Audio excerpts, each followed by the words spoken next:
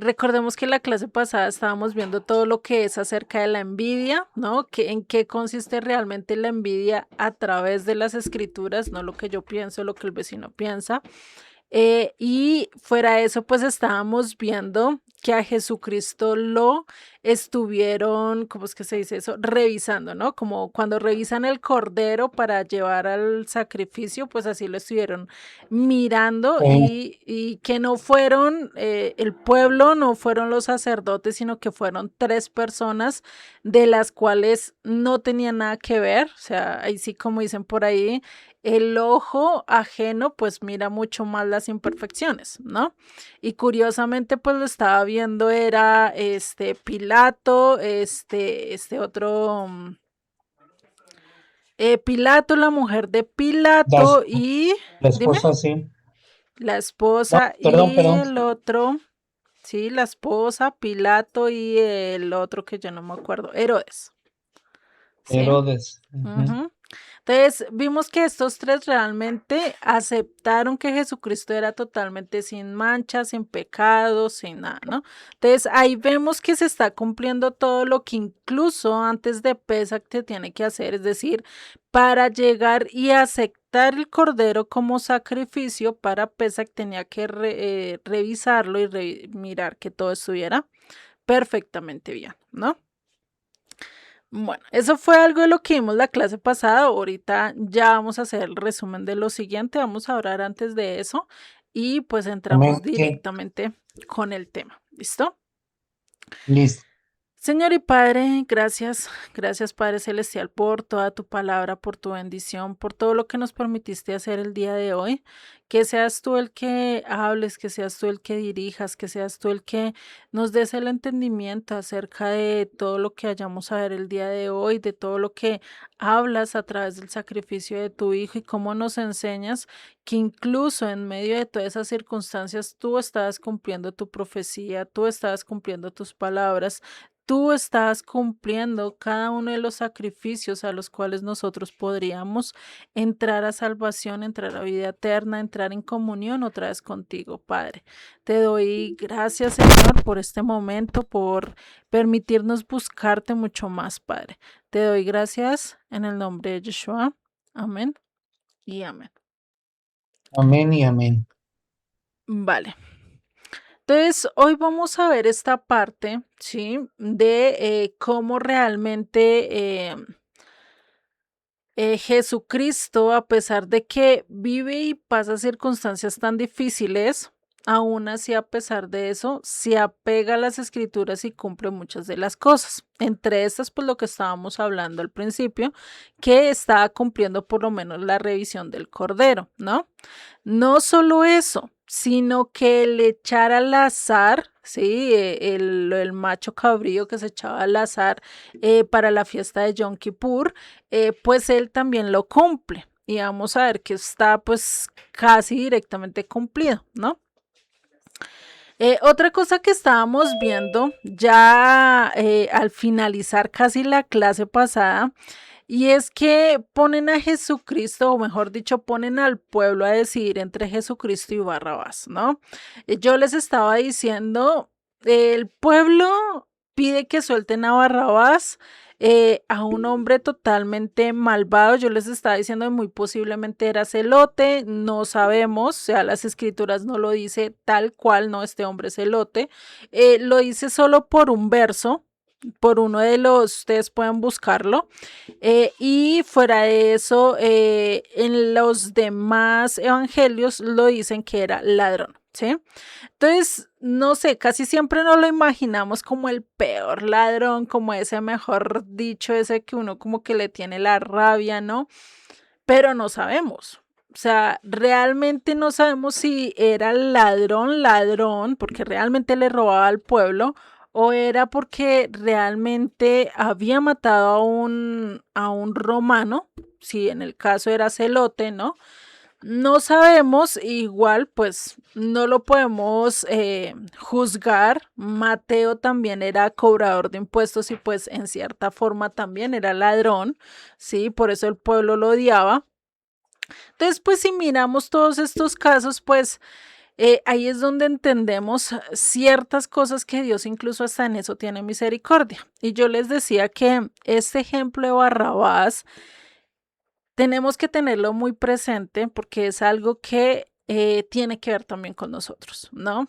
Y creo que cuando lo entendamos desde el punto de vista que yo lo pude ver y que otras personas también lo han visto, podamos entender que todo esto que estaba pasando acá Jesucristo no lo hizo porque sí, cada paso, cada mirada, cada palabra fue de adrede, fue con intención.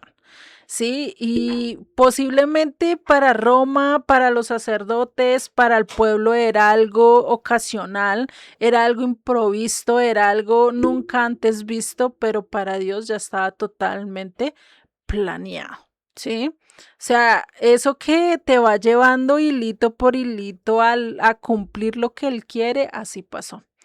Y que se ve de una manera tan que no es incoherente con todo lo que está pasando. Y esa es la grandeza de nuestro Dios, ¿no? Entonces, vamos a leer los versos 15 al 20, pues para tomar un recuento de lo que estamos viendo en la clase pasada y pues así poder llegar a entender lo que vamos a ver ahorita, ¿no?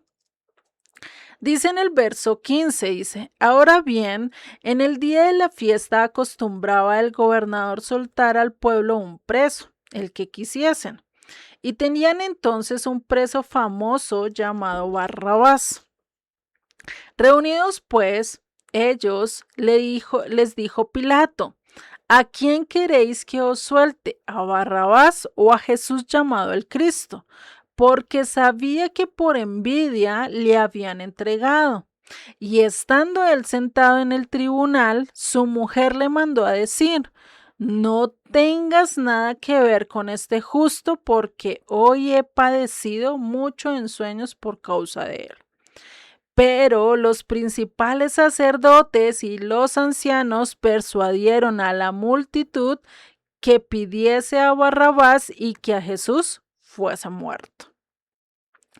Estos fueron los textos que estudiamos la clase pasada. De por sí, por eso utilizamos gran parte del estudio de la clase pasada para entender qué es la envidia, ¿no? Y que pues realmente nos ayuda a entender mucho mejor el por qué la envidia, el por qué la arrogancia, el por qué todo esto lo detesta Dios, ¿no? Y si miramos acá, ¿quiénes eran los que estaban detrás de escena, como que alborotando la gente, como que haciendo que sus planes se cumplieran? Los líderes religiosos, curiosamente, ¿no? Y esto pues nos lleva a esa parábola que Jesucristo dijo de estos líderes, de estos siervos que el dueño de un campo va y manda a sus siervos a cobrar el alquiler de aquellos siervos que había dejado en su viña, cogen, los apedrean, los matan, estoy hablando de los profetas, después manda a su propio hijo, ¿y qué hacen ellos? Pues dicen no, pues venga, llamando a su hijo, pues si lo matamos, nosotros nos vamos a quedar con la herencia, ¿no? Entonces, pues acá matémoslo y nos quedamos con todo, ¿no? Esto fue lo mismo que pasó acá en este momento. Ellos estaban pensando, si nos libramos de Jesucristo, pues ya tenemos todo de nuestra parte, ya todo va a caer como anillo al dedo. Ahora todo posiblemente ya no va a haber quien se levante y nos quite nuestra posición, porque pues eso es lo que ellos tenían, envidia de lo que Jesucristo era famoso, envidia de la autoridad de Jesucristo, envidia de la interpretación de Jesucristo, envidia de que Jesucristo entendía mucho mejor la ley que ellos y muchas otras cosas más. No sabemos qué más o en qué realmente envidiaban a Jesucristo, pero vemos que ellos lo querían muerto, ¿no? Y por eso este verso 20 pues encierra que ellos estaban que persuadiendo a la multitud para que lo entregara, para que lo mataran. Y esto es curiosamente lo que pasa a nivel escritural, lo que vemos a veces cuando nosotros rechazamos a nuestro Mesías. Sí, lastimosamente lo rechazamos, lastimosamente queremos, incluso como lo hizo estos líderes religiosos, como que no existiera en nuestras vidas. ¿Para qué? Para que no nos estuviera mostrando nuestra maldad, ¿no? Y por eso quedamos como con la pregunta, como con la reflexión, ¿qué hubiéramos escogido nosotros si estuviésemos allí?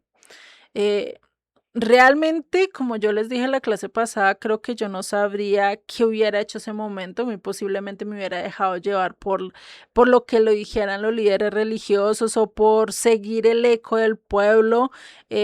No sabría, ¿sí? Lo único que sí podríamos decir hoy en día es que hay que reflexionar en qué camino y a quién realmente queremos seguir, ¿sí? Para esto vamos a seguir con el verso 11, perdón, 21, ya estoy quitando 10 versos. En el verso 21 de este capítulo 27 de Mateo nos dice, y respondiendo el gobernador, les dijo, ¿quién es el gobernador? Pilato, ¿no? Les dijo, ¿a cuál de los dos queréis que os suelte? Y ellos dijeron, a Barrabás. Esto es curioso porque Pilato no se los pregunta una sola vez, se los pregunta ya con esta 2 veces. Y el pueblo sigue diciendo, suelte a Barrabás, a Jesucristo, crucifíquelo, ¿no? Esto es curioso, ¿no? El pueblo prefirió a Barrabás y pues acá se cumple lo que dice Isaías 53:5 que dice, mas el herido fue por nuestras rebeliones, molido por nuestros pecados, el castigo de nuestra paz fue sobre él y por sus llagas fuimos nosotros curados. ¿Por qué? Y ahí donde está subrayado en amarillo, donde dice el castigo de nuestra paz fue sobre él, el castigo de la paz para que Barrabás pudiera ser soltado y tuviera paz. ¿Quién tuvo que morir? ¿Quién tuvo que sufrir en su lugar? Yeshua.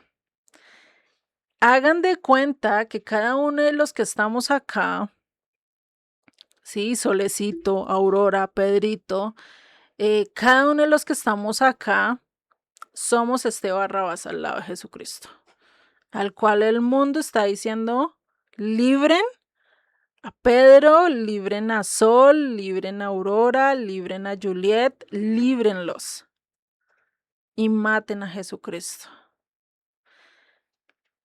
Por eso el castigo de mi paz, el castigo de tu paz fue sobre él. Y esto a veces pareciera que lo pasáramos tan alto, o sea, no entendemos esta parte y cuando yo la estudié definitivamente yo dije, Dios mío, o sea, nos falta demasiado, demasiado para poder tener esa gracia y para ese regalo que Él nos dio definitivamente no lo merecemos, ¿sí? Y sigue en Primera de Pedro 3:18 que nos dice, porque también Cristo padeció una sola vez por los pecados, el justo por los injustos, Jesucristo por Barrabás, para llevarnos a Dios, siendo a la verdad muerto en la carne, pero vivificado en el espíritu. Y ahí donde dice el justo por los injustos, ustedes pueden cambiar el nombre de Yeshua por tu nombre. Y esto realmente que nos hace aterrizar mucho más las cosas. Porque ahí donde Jesucristo murió, y muchos podrían decir, pero él murió por Barrabás, o sea, a él lo intercambiaron.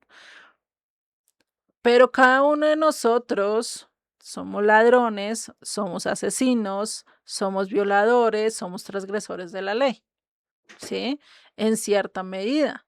Violadores de la instrucción, asesinos de lo que Dios nos manda, incluso con nuestros actos, con nuestras acciones, muy posiblemente hemos dañado a alguien que incluso le hemos lastimado su propia vida, ¿sí?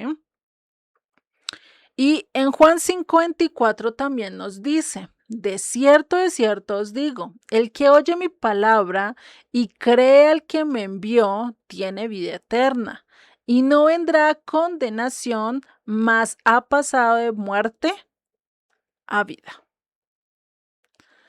Y esto es lo que vemos acá. Barrabás estaba sentenciado a muerte, pero ¿pasó a qué? A vida. Literal, o sea, le quitaron el castigo de ser muerto para ser libre. Y eso es lo que pasa actualmente en nuestras vidas. En nuestras vidas pasa eso. Ahorita lo podemos ver a nivel espiritual y en nivel físico, pues ya se podría estar cumpliendo, pero se va a cumplir a totalidad completo cuando estemos con quién? Con Yeshua, cuando Él venga con todo su poder y con toda su autoridad, ¿no? Entonces imagínate, nosotros somos los que estamos presos, nosotros somos los famosos por los malos actos, por nuestras transgresiones, pero aún así Dios proveyó a ese cordero inmolado, a ese hombre el cual no transgredió, el cual obedeció y que por cada una de sus obras, que por cada uno de sus actos, que por su forma de actuar que hizo, nos libró igual que a Barrabás. O sea, imagínate, ¿no? El inocente prefirió ser sacrificado y el que era culpable terminó siendo libre. No sé ustedes qué piensan de esto, pero es que esto definitivamente creo que ninguno de nosotros en nuestros cabales daría su vida y haría todo esto por un asesino, por un violador, literalmente, ¿no? Nosotros creo que no lo haríamos. O sea, yo lo pensaría 1000 veces, el dar mi vida por alguien totalmente corrupto y pagano peor que yo. O sea, yo lo pensaría, ¿no? Imagínate, Jesucristo sí lo hizo. Él no lo pensó, él no lo meditó, él lo hizo, cumpliendo lo que su padre le dijo. Y no solo lo vamos a ver desde este punto de vista, también lo vamos a ver que se liga con o se conecta con la festividad de Yom Kippur. Cuando se hace esto de los dos machos cabríos, en la fiesta de expiación, vemos que se echa suerte sobre estos dos machos cabríos. Se echa suertes, es decir, acá cuando Pilato les dice, escojan ustedes, está echando la suerte en el pueblo, ¿sí? Lo que el pueblo escoja. El pueblo podía escoger salvarlo o podía mandarlo a la muerte, ¿no? Al igual que estos dos machos cabríos. Había uno que se sacrificaba y había otro que se dejaba en libertad en medio del desierto, ¿cierto? Entonces ahí es donde vemos el cumplimiento de esto y pues Jesucristo cumple los dos machos cabríos, ¿sí? Esto pues lo vemos porque Barrabás pues no podría cumplir ello. ¿Mm? Y esto lo vemos en donde, en Levítico 16:17. Dice, después tomará los dos machos cabríos y los presentará delante del Eterno, a la puerta del tabernáculo de reunión. Y echará suertes a Aarón sobre los dos machos cabríos, una suerte por quién? Por el Eterno y otra por suerte por Azazel. Y hará traer a Aarón el macho cabrío sobre el cual cayere la suerte por el Eterno y lo ofrecerá en qué? En expiación. Mas el macho cabrío en el cual le cayere la suerte por Azazel lo presentará vivo delante del Eterno para hacer reconciliación sobre él para enviarlo a Azazel al desierto. Entonces, ¿por qué digo que Jesucristo cumplió los dos sacrificios? Porque primero Jesucristo fue aquel que fue sacrificado para el Eterno. Sin él y sin su sacrificio, ninguno de nosotros sería salvo.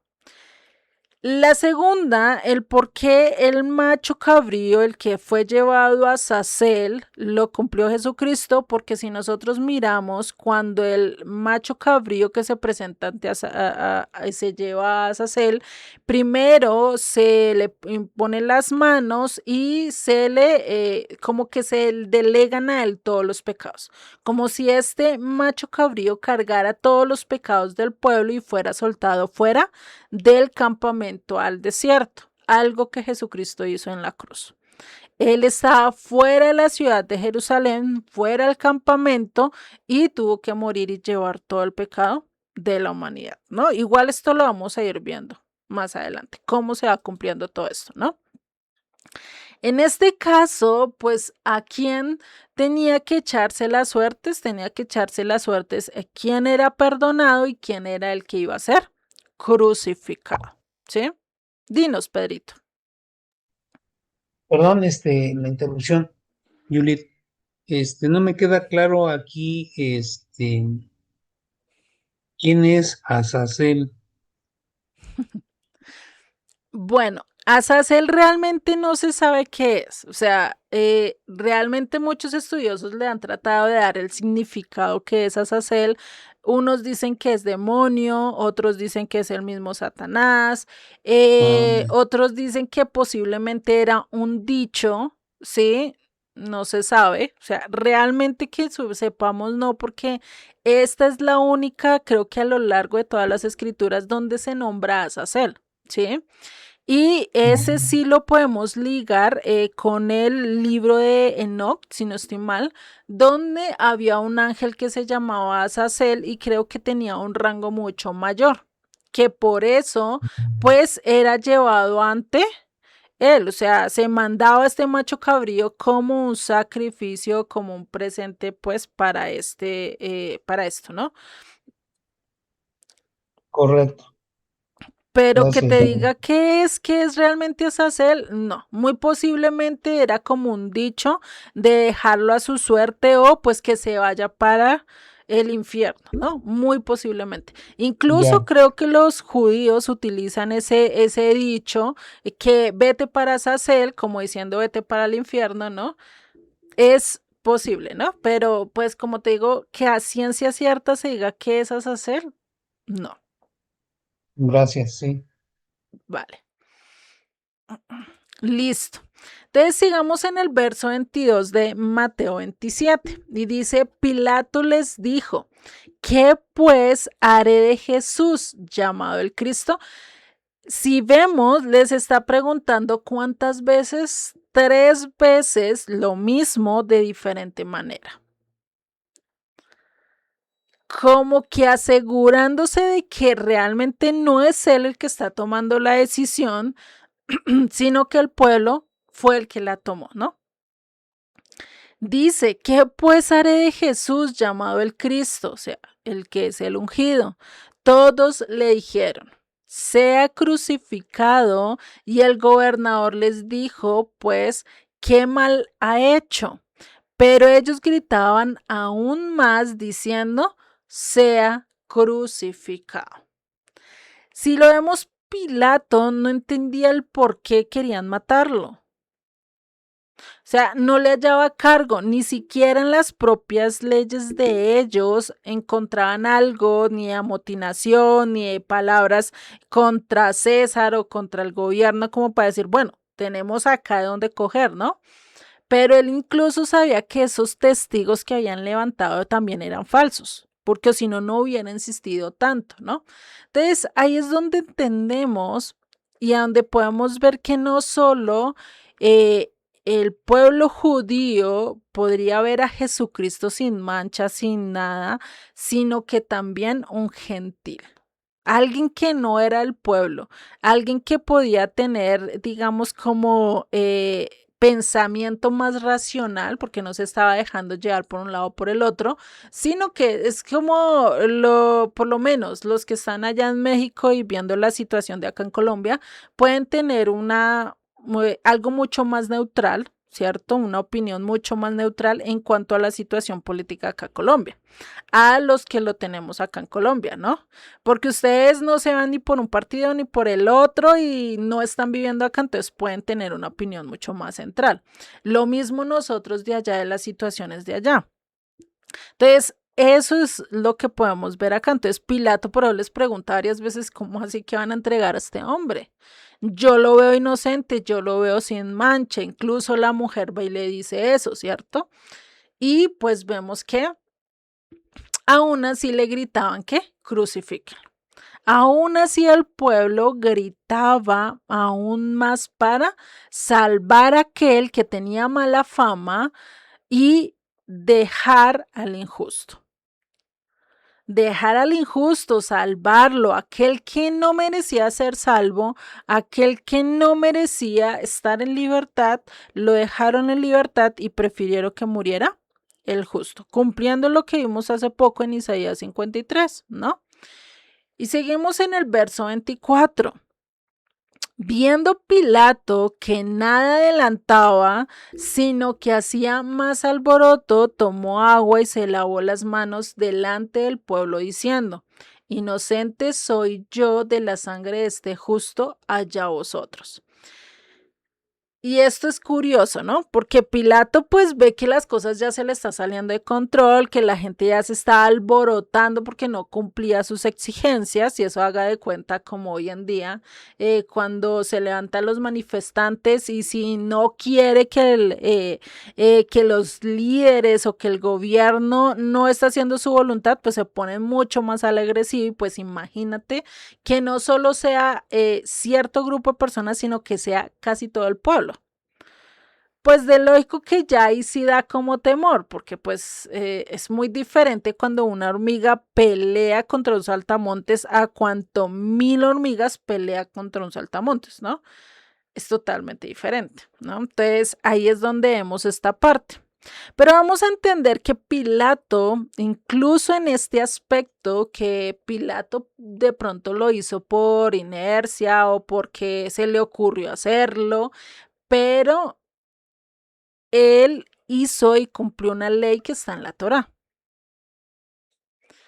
Y a veces nosotros no entendemos, yo por lo menos antes pensaba, ¿y para qué este lavamiento de manos? O sea, ¿por qué se lavó las manos? Sí, pues uno dice, pues se lavó las manos como diciendo, yo soy libre de este pecado, ¿cierto? Pero a veces lo tenemos muy fuerte y que eso no tiene nada que ver con las escrituras o que no se cumplió nada ahí. Vamos a ver que él sí cumplió y está haciendo referencia a un texto incluso de la Torá. Y esto es lo bueno de estudiar así poco a poco porque vamos entendiendo mucho más. Y esto lo que está haciendo él es lo que cita Deuteronomio 21. Vamos a leer todo el texto. Y dice, verso 1. Si en la tierra del Eterno tu Dios te da para que la poseas, fuere hallado alguien muerto, tendido en el campo, y no se supiere quién lo mató, entonces tus ancianos y tus jueces saldrán y medirán la distancia hasta la ciudad que están alrededor del muerto, y los ancianos de la ciudad más cercana al lugar donde fuera hallado el muerto tomarán de las vacas una becerra que no haya trabajado, que no haya llevado yugo, y los ancianos de aquella ciudad traerán la becerra a un valle escabroso, que nunca haya sido arado ni sembrado, y quebrarán la cerviz de la becerra allí en el valle. Entonces vendrán los sacerdotes, hijos de Leví, porque a ellos escogió el Eterno tu Dios para que le sirvan y para bendecir el nombre del Eterno. Y por la palabra de ellos se bendecirá toda la disputa y toda ofensa. Se decidirá toda disputa y toda ofensa. Y todos los ancianos de la ciudad más cercana al lugar donde fuere hallado el muerto lavarán sus manos sobre la becerra cuya cerviz fue quebrantada en el valle. Y postrarán y dirán: nuestras manos no han derramado esta sangre, ni nuestros ojos lo han visto.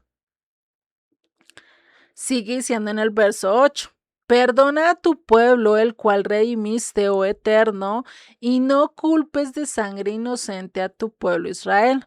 Y la sangre le será perdonada, y tú quitarás la culpa de la sangre de inocente de en medio de ti, cuando hicieres lo recto ante los ojos del Eterno. Entonces, imagínate, acá en este que nos está relatando acá Moisés, es que nos dice que si encuentran un cadáver muy cerca de algún lugar, y en eso hay ciudades, pues lo que ellos tenían era que coger, matar una becerra en un lugar totalmente desierto y sobre ella se iban a lavar las manos. Pues, ¿qué hizo Pilato?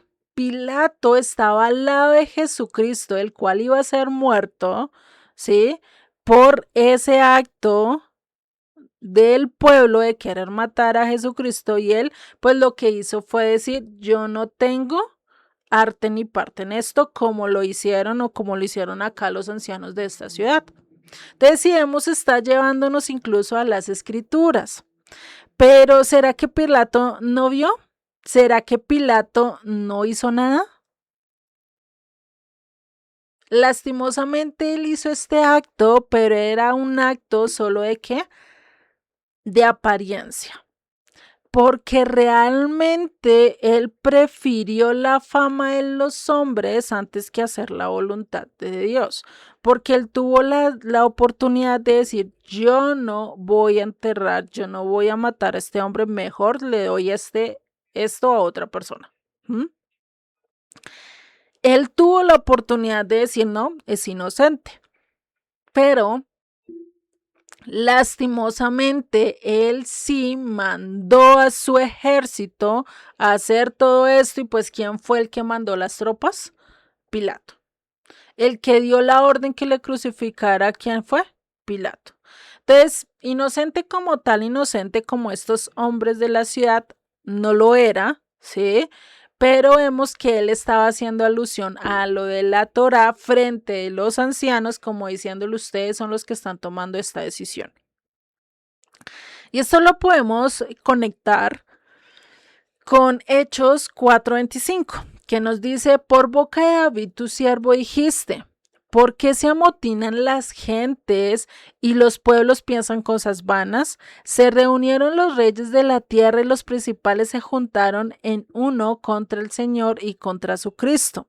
Estos versos, ahí está citando el Salmo 2. Sigue diciendo el verso 27. Porque verdaderamente se unieron en esta ciudad contra tu santo Hijo Jesús, a quien ungiste Herodes y Poncio Pilato con los gentiles y el pueblo de Israel. Entonces, acá curiosamente, el que está hablando acá, ahorita no tengo presente quién estaba dando esta cátedra, creo que era Pedro. Si vemos acá, está uniendo y está interpretando y está dando la interpretación del Salmo 2 con lo que está pasando con Jesucristo. Literalmente lo unió. Y si ustedes estudian el Salmo 2 habla de esto que estaba pasando acá con Jesucristo, ¿sí? Imagínate. Por eso dice: ¿por qué se amotinan la gente si los pueblos piensan cosas vanas? Se reunieron los reyes de la tierra, Pilato, Herodes, reyes, y los príncipes se juntaron contra Cristo y contra su ungido. Y pues los príncipes, ¿quiénes son? Pues el pueblo. Los líderes religiosos son los príncipes representantes del pueblo, ¿no? Entonces vemos que todo esto se estaba cumpliendo, y en esto pues podemos añadir el Salmo 2. Y esto se los puedo mostrar acá. El Salmo 2, verso 1 nos dice: porque se amotinan la gente si los pueblos piensan cosas vanas. Se levantarán los reyes de la tierra y príncipes consultarán unidos contra el Eterno y contra su ungido, diciendo: rompamos sus ligaduras y echemos de nosotros sus cuerdas. Y esto es muy importante entender. Sus ligaduras es romper todo ley sobre nosotros. Ahora nosotros queremos mandar, ahora nosotros queremos ser igual que Dios, ¿no? Y es algo que ha pensado hacer la humanidad desde el inicio desde el tiempo de Adán y Eva, ¿sí? Ellos que dijeron, uy, sí, podemos ser igual que Dios, pues vino el caos, ¿no? En el verso 28 de Hechos 4 también nos sigue diciendo, para hacer cuanto tu mano y tu consejo habían antes determinado que sucediera. Todo esto que estaba pasando con Jesucristo fue determinado desde antes de la fundación del mundo. Por eso en una de las escrituras nos dice que Jesucristo fue inmolado desde el principio, desde el comienzo. Sigue en el verso 25 de Mateo 27. Y respondiendo todo el pueblo dijo, su sangre sea sobre nosotros y sobre nuestros hijos. Y esto sí que es cruel. Porque ellos mismos están maldiciendo y ellos mismos estaban aceptando su responsabilidad y no solo sobre ellos, sino sobre su descendencia. Imagínate esto, ¿no? Y por eso nosotros como padres o ustedes como padres tienen que tener cuidado cuando ustedes hagan una promesa, cuando hagan un juramento o cuando acepten la responsabilidad de algo. Si no está correctamente bien, esa responsabilidad también puede pasar a los hijos. Y acá lo vemos. Dice, sea sobre nosotros y sobre nuestros hijos. Lastimosamente ellos no entendieron esto. Ellos pensaron que solo era ya eso y ya, pero en ese momento aceptaron su culpabilidad, aceptaron el pecado y fuera de eso estaban haciendo a su descendencia partícipes de ese acto. Imagínate. Incluso nosotros podríamos venir de esa descendencia, no lo sabemos. Sí, porque pues los judíos han sido regados a lo largo de todo el mundo, igual que la casa del norte, entonces pues no podemos decir de qué casa somos y tampoco podemos decir si no somos 100% judíos, ¿no? Entonces, pues imagínate lo que ellos están haciendo, ¿no? Sigue el verso 26. Entonces le soltó a Barrabás y habiendo azotado a Jesús, le entregó para ser crucificado. Y acá es donde empieza la tortura física de Jesús. Anteriormente y todo lo que vimos, vemos que fue golpeado, pero no fue a tal grado como lo vamos a ver ahorita. Fue mucho más como cuando te pegan una cachetada a un puño y ya, pues porque los sacerdotes que le hicieron puras cachetadas, ¿no? Acá posiblemente Pilato lo mandó a azotar, como ya lo vamos a ver ahorita con qué lo mandó a azotar. Y pues fuera de eso, ya empieza todo el proceso de ir a la crucifixión, para prepararlo a la crucifixión. Y pues en todo esto vamos a ver que se empieza a cumplir muchas de las profecías, entre esas pues Deuteronomio 25:1, que dice, si hubiera pleito entre algunos y acudieren al tribunal para que los jueces los juzgasten, estos absolverán ¿a quién? Al justo y condenarán al culpable. Algo que acá fue totalmente diferente. Se absolvió al culpable, es decir, se le dio la libertad al culpable y al justo lo condenaron. ¿A qué? A muerte. Ese es el cambio en el cual Dios hizo a nosotros. Cada uno de nosotros somos culpables y merecemos la condena de la muerte, pero gracias a un justo que prefirió tomar nuestro lugar y prefirió vivir todo por nosotros, fue condenado a muerte él y nosotros fuimos absueltos. Imagínate esto, ¿no? O sea, ahí es donde vemos realmente la gracia y el amor de Dios, porque pues ya lo estamos aterrizando de una manera que es mucho más entendible, mucho más aterrizada, ¿sí? Y acá vamos a ver que realmente los romanos cuando hacían los azotes, pues no era algo de unos cuantos azotes, como por lo menos cuando lo vemos antiguamente, que a un esclavo por quererse libertar o quererse escapar o por robarse un pan o haberse hecho algo, ¿no? Se le daban 20, 30 azotes nomás, ¿no? Y no eran tan crueles, o por lo menos pues sí, pero estaba con la ropa y eran látigos que eran limpios, ¿no?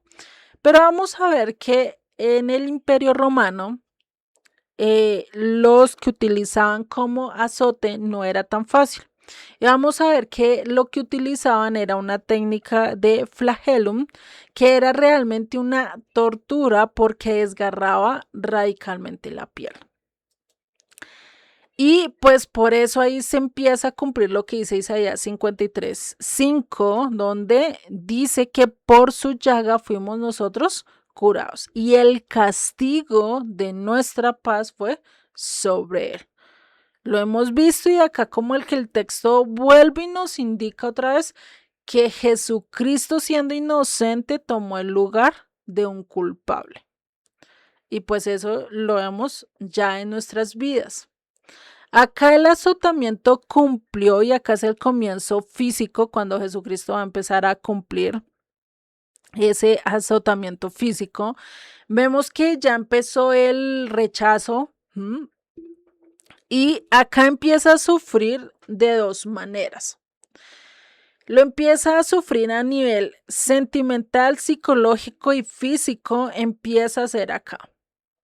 Anteriormente, desde que los discípulos lo dejaron, desde el momento que él se entregó y los discípulos se fueron huyendo, y después que Pedro lo negó, pues ese fue el rechazo o fue el dolor de la traición a nivel sentimental, ¿sí? No solo el rechazo de él, sino del propio pueblo. Pues eso no es nada fácil. ¿Quién de ustedes aceptaría ese rechazo, no? Si con no más que nos traicione el mejor amigo o nuestro esposo, ya uno se siente fatal, que el mundo se le cayó encima, pues imagínate que todo el pueblo se le haya venido encima y le dijeran, te queremos muerto, o sea, y que vieras en las caras en sus rostros, pues el odio, ¿no? Eso y fuera eso desde aquí carga con ese dolor sentimental y fuera de eso desde aquí empieza a tener un dolor y un maltrato psicológico como físico, ¿sí? Y pues esto vamos a ver que por eso humanamente ninguno de nosotros hubiera podido soportar todo esto. Ya con la traición y ya con el ver a todo el mundo yendo en contra de nosotros, creo que ya literalmente nuestra muerte, ya nuestra conciencia estaría muy cargada, muy azotada y pues ahorita aceptando todo esto, pues no fue tan fácil, ¿sí? Dice el verso 27. Entonces los soldados del gobernador llevaron a Jesús al pretorio y reunieron alrededor de él a toda la compañía. Y este es uno de los textos que menos estudian o que no se o se pasan por alto, por así decirlo. Pero este nos da mucha luz de lo que realmente estaba pasando allí. No coloqué imágenes porque realmente con solo imaginarnos ya con eso creo que es suficiente.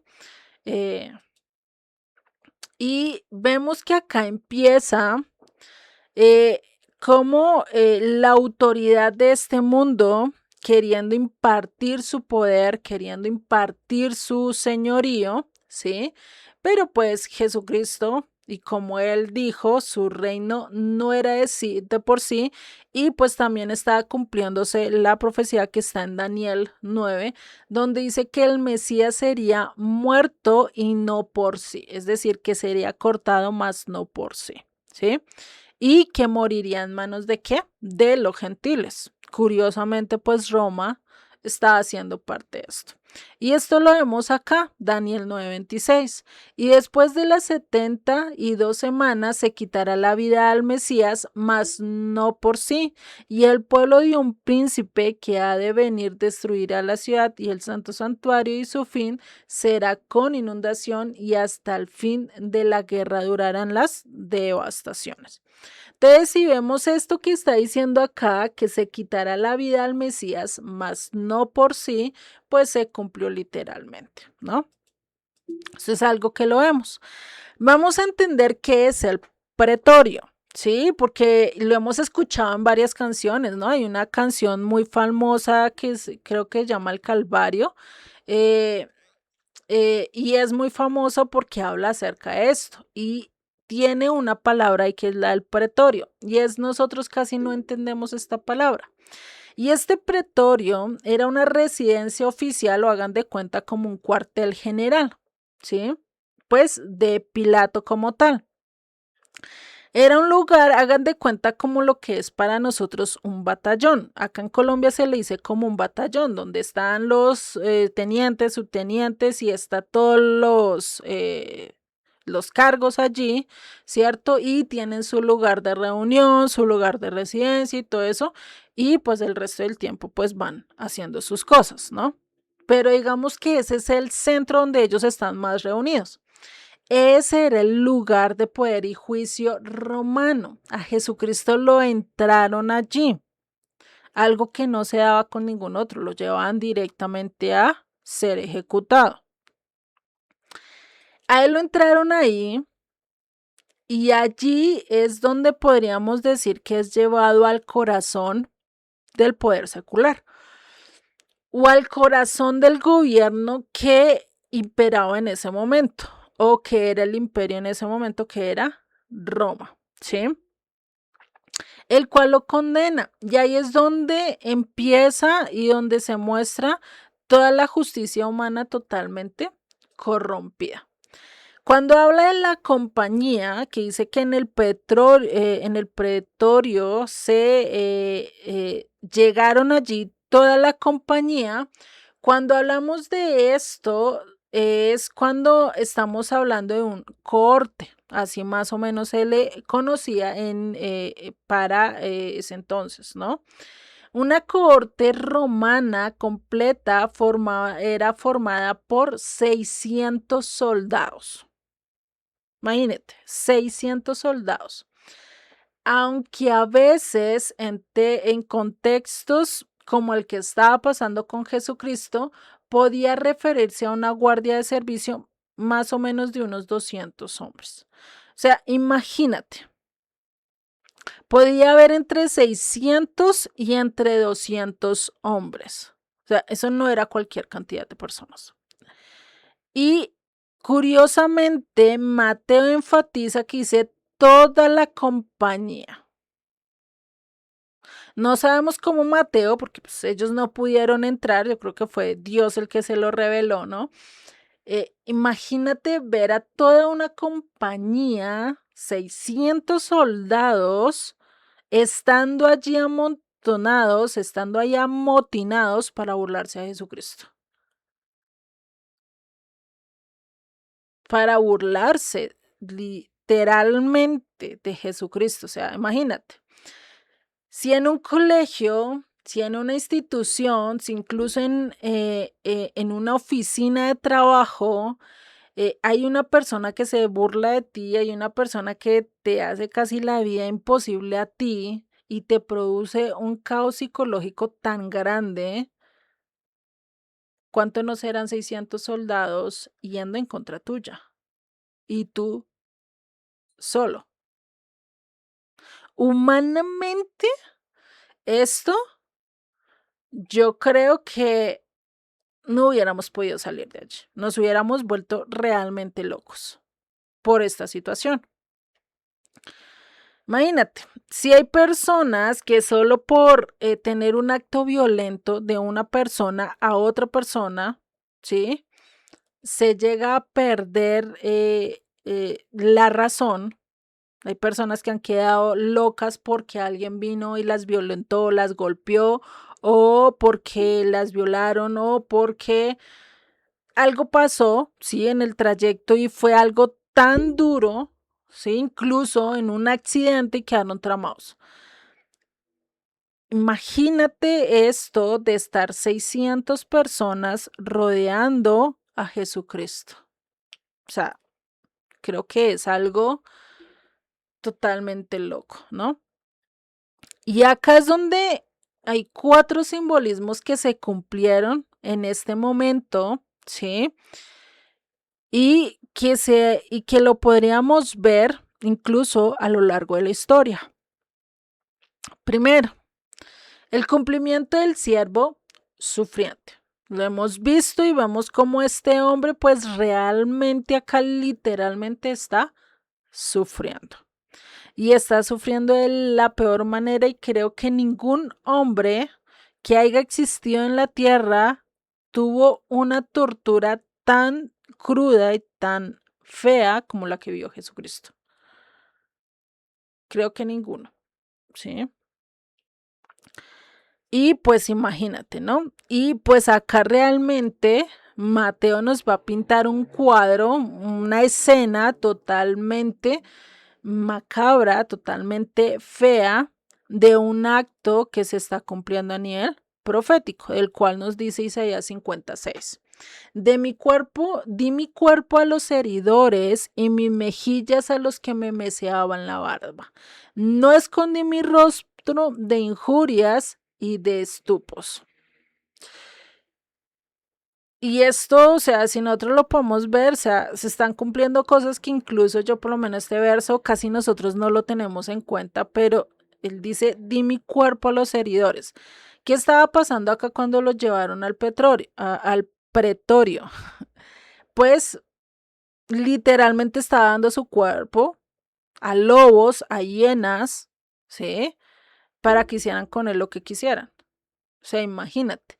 Eso es como tú quererte meter al Amazonas donde tú sabes que hay un poconón de culebras y aún así te metes allá, sabiendo aún lo que te va a pasar, ¿no? O sea, imagínate. Por eso él lo dio. También lo vemos en Isaías 52:14. Cómo se asombraron de ti muchos, de tal manera fue desfigurado de los hombres su parecer y su hermosura, más que la de los hijos de los hombres. Así asombrará él a muchas naciones, los reyes cerrarán ante él la boca, porque verán lo que nunca les fue contado y entenderán lo que jamás habían oído. Imagínate.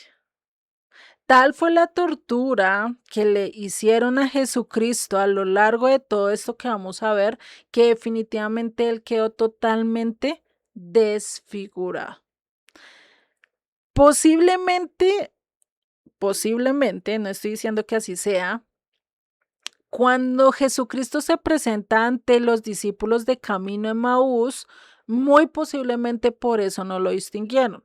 Digo muy posiblemente porque no sé si ellos vieron sus heridas, no sé si ellos vieron sus llagas, dice que nomás hasta que alzó sus manos entendieron, no sabemos si era porque vieron sus azotes o las marcas en sus brazos, no lo sabemos, pero por algo no lo distinguieron. ¿Sí? Incluso cuando Jesucristo se sienta con los discípulos, ellos internamente sabían que era él, pero al mismo tiempo dudaban.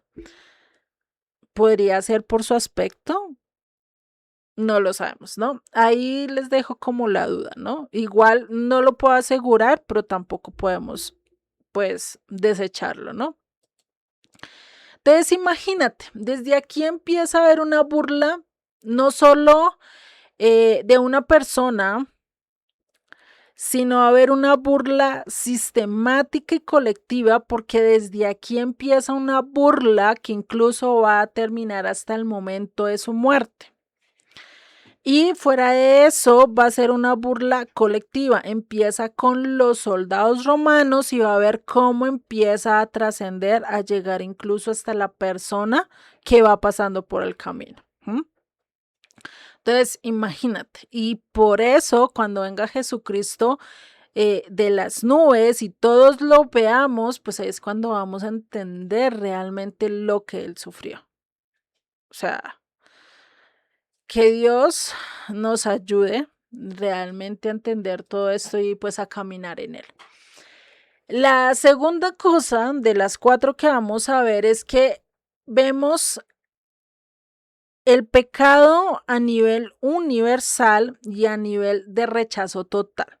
O sea, acá vamos a ver que no hubo una persona que estuvo con él, sino que absolutamente todos lo rechazaron en un momento. ¿Sí? Acá vemos que toda esta compañía rechazó al Mesías y en un acto de crueldad colectiva, ¿sí? Se fueron ante él. Y esto, pues, esta gente que estaba allí, pues, representaba que a todo el poder militar que ha habido a lo largo del mundo.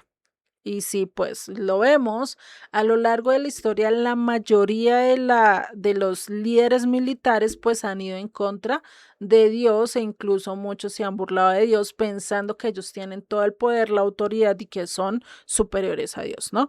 Lo vemos por lo menos con el imperio asirio. ¿Cuánto no se burló de Dios y cuánto no rechazó a Dios, ¿no? Y pues eso trajo sus consecuencias, ¿no? La otra es que hay, tiene y eh, en la mentalidad de los militares, esta corte, pues estaba celebrando ¿qué? Su victoria. ¿Qué era lo que hacía una corte? Celebraba la victoria o aclamaba a un general triunfante. Acá lo podemos ver como un acto de burla, pero también como un acto profético. Fue el único hombre que tuvo una cohorte de 200 o 600 hombres. Lo podemos ver como también una burla de Dios ante la humanidad, los hombres o el imperio querer burlarse de Jesucristo, pero al mismo tiempo nos muestra como la ironía a nivel simbólico de Jesucristo teniendo su corte. Y ahorita lo vamos a ver porque es que literalmente ellos hicieron cosas que no vendrían al caso en ese momento, ¿sí?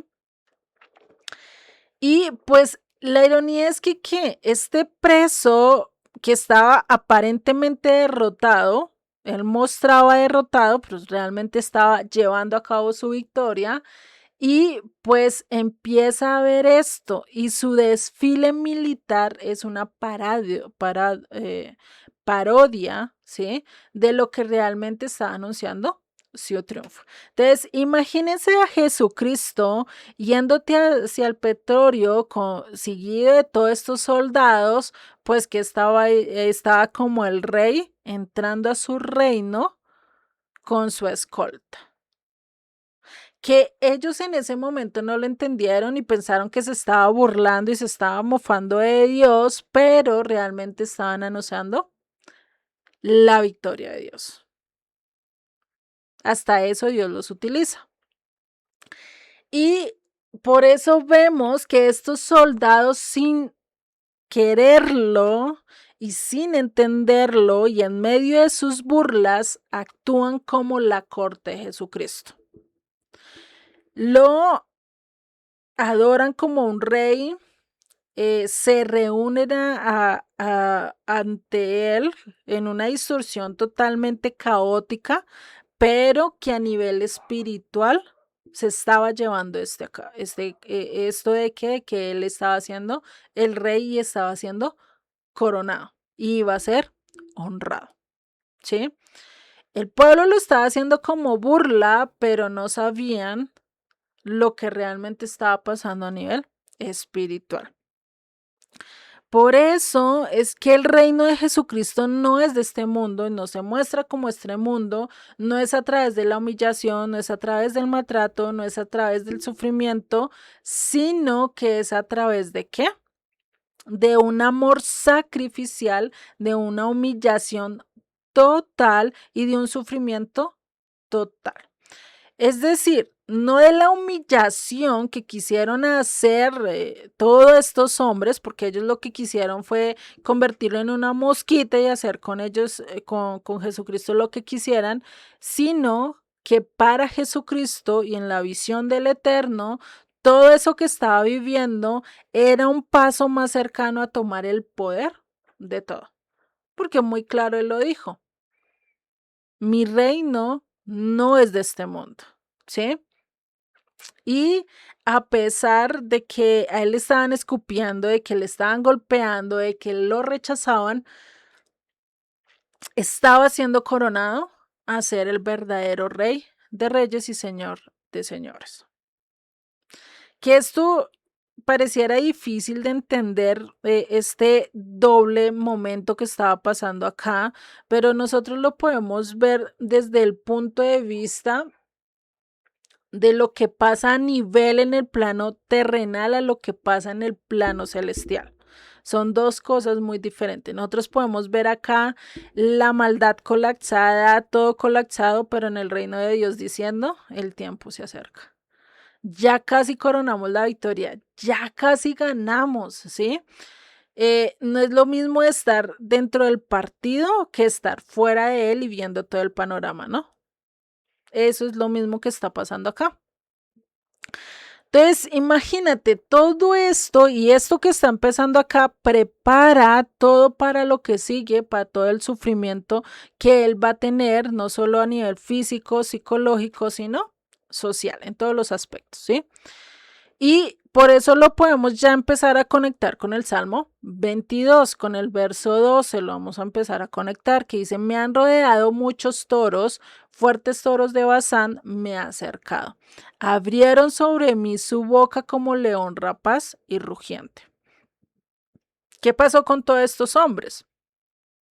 Pues realmente eran fuertes toros, lo habían cercado, rodeado de 600 hombres o 200 hombres, pues imagínate, ¿no? No era algo fácil. Cuando hablamos de los toros de Bazán, era una región muy famosa por su ganado que era grande y fuerte. Y esto pues era lo que representaban unos enemigos poderosos, crueles y persistentes como lo era el Imperio Romano. Y pues mucho más los soldados que estaban y que eran liderados por Pilato. O sea, él no iba a escoger a cualquier pelagato, ¿no? Entonces, imagínate. Por eso cuando habla de la metáfora del león rugiente, pues lo que habla es de esa ferocidad con la que iban a ir contra su presa, ¿sí? Por eso es que fueron tan crueles a lo largo de todo su camino. Lo mismo lo vemos con el verso 16 del Salmo 22 que dice, porque perros me han rodeado, me han cercado cuadrilla de malignos, horadaron mis manos y mis pies.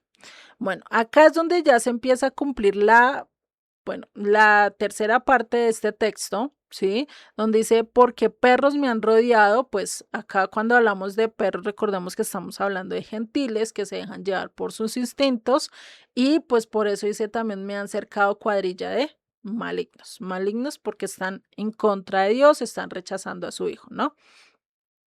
Entonces, imagínate.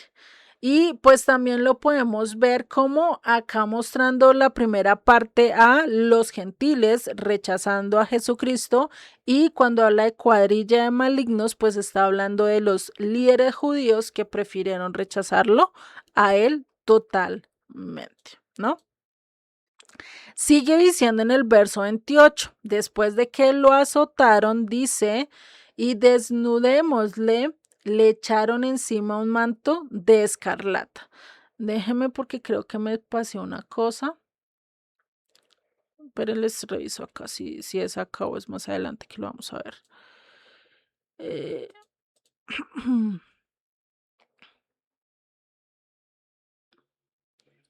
no, es más adelante que lo vamos a ver. Entonces estamos bien. Entonces sigue en el verso 28. Y desnudándole le echaron encima un manto escarlata. Entonces, Imagínense ese escenario con la espalda toda agrietada debido a los latigazos. Fuera de eso, el ponerle el manto encima con sus llagas abiertas, pues ¿qué iba a hacer? El manto se iba a pegar en su cuerpo. Y curiosamente, este manto que le pusieron es un manto escarlata, un manto que no se le pone a cualquier persona y que no cualquiera persona podía obtenerlo. ¿Por qué? Porque para esa época era el más caro que había, ¿sí? Y recordemos que cuando hablamos de escarlata es cuando se hace con este insecto, ¿sí? Que es un escarabajo no, sino una cochinilla, que se le llama cochinilla kermes, ¿sí? Que viene, o sea, este color escarlata viene de este gusano. Esto lo hemos hablado en otros estudios, pero vale la pena. Acá ya ustedes pueden averiguar hasta que di con el nombre del animal que era. Es la cochinilla kermes. Y pues este es un insecto que se alimenta de las savias o de los árboles, ¿sí? Especialmente los robles, ¿sí? Estos árboles que son robles, que son grandes. Hay un momento en cuando las hembras son fecundadas, empiezan a hincharse, hasta que ya cuando van a dar a luz se adhieren al árbol, ¿sí? De una manera que no se sueltan tan fácil y pues cuando se hinchan, pues definitivamente explotan y pues ahí dejan el color o la mancha, este color rojo oscuro. Y este es precisamente lo que se utiliza para el tinte de las prendas como este manto escarlata, ¿sí? Por eso este tinte carmesí era un color de qué? De reyes o de persona que lo pudiera costear, porque no eran mantos tan fáciles. Pues imagínate, para tintar una prenda, como era un manto que era de casi del cuello hasta los pies o hasta las rodillas, dependiendo de la persona, eh, imagínate cuántos gusanitos no necesitaban para hacer el tinte de este manto. Después de lo que era costoso, era demorado, no era nada fácil hacerlo, ¿sí? Entonces, por eso esto era mucho más utilizado en que en las civilizaciones fenicia, egipcia, griega y romana.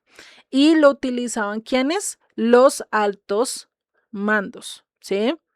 ¿Por qué? Porque era un color rojo, intenso y duradero, ¿sí?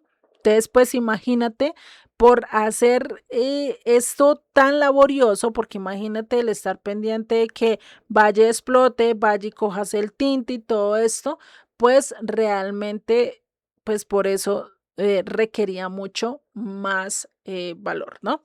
Acá en este lado, ahí donde estoy yo encimita, pueden ver el gusano kermés. Voy a ampliárselo un poquito.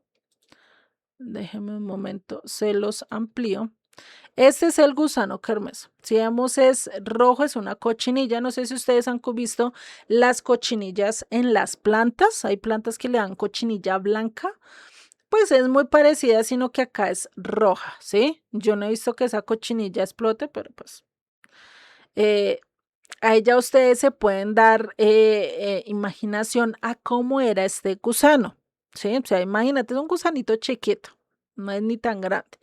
Entonces, pues, es muy difícil. Entonces, si vemos, este gusanito tiene una importancia histórica. ¿Por qué? Porque fue una de las principales fuentes o fue uno de los primeros cosas que se utilizó para sacar el color rojo. No como hoy en día tenemos otras maneras de sacar el color rojo para los colores, para las mantas, para los tintes, para todo esto. Tenemos diferentes maneras de hacerlo, ¿no? Incluso poderlo sacar de las plantas. Pero este era el más conocido y era el principal. Y por eso era parte de una cultura y era muy considerado. Fuera de eso también tenía el simbolismo. Cuando hablamos del rojo carmesí, obtenido de este animal, pues se asociaba mucho más con qué, con el poder, con la realeza o con lo divino, ¿sí? Entonces, pues imagínate este uso y que le pusieran a Jesucristo esta capa, ¿sí? O este manto, pues realmente estaba haciendo uso alusión de que él era de la realeza, en modo de burla, pero no estaban sabiendo que realmente era de verdad, ¿no? Y por eso todos estos huevitos que depositaba esta cochinilla debajo de su cuerpo quedaban protegidos hasta ser incubados y capaces de desarrollarse solos, debajo de su cuerpo. Curiosamente, cuando nos habla las escrituras que nosotros somos el cuerpo de Cristo, nosotros estamos bajo la sombra del Omnipotente. Este animalito moría y cuando moría, todo lo que él sacaba, pues quedaba, sus hijitos quedaban bajo y esto pues los ayudaba a protegerse. Entonces, imagínate. Esto es algo que vemos y por eso cuando empieza esto, pues toda la madera se mancha a su alrededor y pues mostrando este rojo carmesí, del cual después de estos gusanos, pues extraía esos tonos totalmente rojizos de los mantos que que cubrían pues a estas personas que realmente eran importantes, estimadas o honradas debido a su alto rango o a su alto poder, ¿no? Entonces, imagínate todo esto que estaba pasando acá, ¿no? Eh, ta, ta, ta, ta. Esto lo podemos asociar también con lo que estaba pasando con Jesucristo. Algo que Jesucristo dijo y es que él dio una similitud también con el trigo. Dijo, yo tengo que padecer porque así como la semilla no puede, si no muere, no echa fruto, ¿no? Lo mismo lo podemos ver acá. Él despreció su vida, despreció todo con tal de darnos a nosotros esa protección, el cubrirnos a nosotros con su sangre carmesí, ¿para qué? Para que pudiéramos ser reyes y sacerdotes para Dios. Si lo vemos acá hay una conexión. Él nos cubrió con su manto, igual que lo hace este gusanito, los cubre con su sangre a sus hijitos, a su linaje, ¿para qué? Para que sobrevivan y sigan creciendo. Lo mismo hizo Dios, lo mismo hizo Jesucristo al momento de morir, con su sangre nos está protegiendo a nosotros y por su sangre es que nosotros somos hechos vivos y protegidos y somos llamados reyes y sacerdotes, ¿sí? Entonces, antes de venir él al mundo, él ya había creado este gusanito, el cual pues está descrito en Isaías 1:18 y Salmos 22:6. ¿Quién me los puede buscar? Porque creo, no, acá los tengo. Isaías 1:18 me dice, venid luego, dice el Eterno, y estemos a cuenta. Y si vuestros pecados fuesen como la grana, como la nieve, serán emblanquecidos. Si fueren rojos como el carmesí, posiblemente asociándose a este gusano, dice que vendrán a ser como blanca lana. Y por eso este gusano es muy parecido a la función que Jesucristo iba a hacer por nosotros. Incluso curiosamente, así como el gusano explotaba, asimismo terminó explotando el corazón de Jesucristo por nosotros, ¿no? Entonces, literalmente pasó así, ¿no? Entonces, en el Salmo 22:6 también nos dice, mas yo soy gusano y no hombre, oprobio de los hombres y despreciado del pueblo. Haciendo alusión a que a este gusano. ¿Quién? Jesucristo. Acá estaba hablando de David a nivel profético, pero el cumplimiento lo hizo ¿quién? Jesucristo. Jesucristo se volvió como el gusano que nos puede dar la vida a todos nosotros y que con su sangre nos da la redención, ¿sí? Imagínate, ¿no? Y si hablamos del manto carmesí, cuando hablamos la importancia, lo podemos ver desde Génesis. En Génesis 38:28 nos dice, sucedió que cuando daba a luz, que sacó la mano el uno y la partera tomó y ató a su mano un hilo de grana diciendo, este salió primero.